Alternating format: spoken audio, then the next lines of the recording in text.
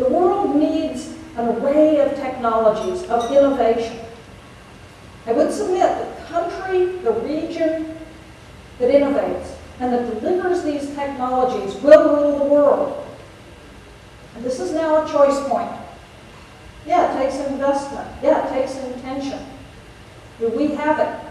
Because if we don't, I would submit the future, the industrial economic future for this country is fairly bleak. This is not a red or a blue issue. My friend Jim Woolsey used to run the CIA. He drives a plug-in hybrid car that he fuels off the solar panels on his roof. The bumper sticker on the back says, "Osama bin Laden hates my car." Jim is most assuredly not a liberal. He thinks this is a national security issue. I think he's right. So are we there yet? Sure, there's a lot of oil left in this country. There's a lot of oil in the Gulf, off Alaska, off Brazil. If the Hubbard theory is right, half the oil that was ever on Earth is still in the ground. But if the Hubbard theory is right, what we have run out of is not just oil. It is the ability to produce it at a cheap price point. The fact that we're drilling a mile deep chasing oil should give us pause. If we want to get off oil, it's cars, it's vehicles. Oh, and that helps solve the carbon problem as well. And we better do it because the transport sector is growing.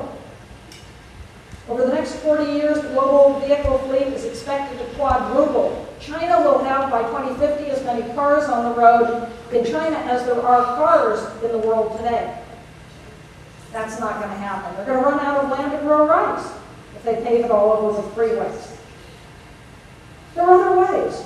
In Copenhagen and Amsterdam, tens of thousands of people commute every day by bicycle in specially designed bicycle lanes. High-speed trains. How many kilometers of route of high-speed train do we have in this country?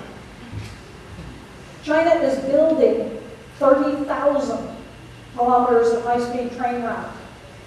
Oh, there's going to be one in, between Tampa and Orlando, I'm told. I guess we all need to get to Disney World faster. If you still want to drive a car, we know how to make them, then get 100 miles to the gallon, or my now beloved GM hybrid. There are other ways of fueling them. I was on the podium with Branson and Clinton when Branson announced that he's putting the profits of the Virgin Group into non-carbon fuel. And the media came running up and said, why? He said, look, we live in a carbon-constrained world. I run an airline. We're going to need fuel. I said, he's going to make a boatload of money. He's already flown a jet on quarter biodiesel.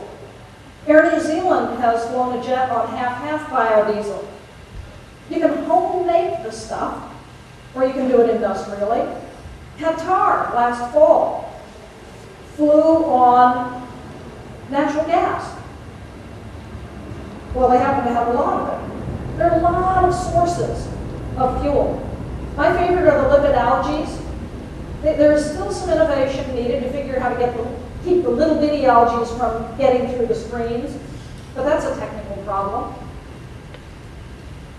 What's key is that we don't use unsustainable farming and forestry, which we do now, to try to load an additional burden on it of producing fuel. That will just collapse agriculture, which we may do anyway. It's critical that we make the transition to sustainable agriculture at the same time that we're coming up with new ways of producing fuel, or that we rethink the whole model. This is the only place in all the universe we know of where there is life. We're the only ones who can take care of it.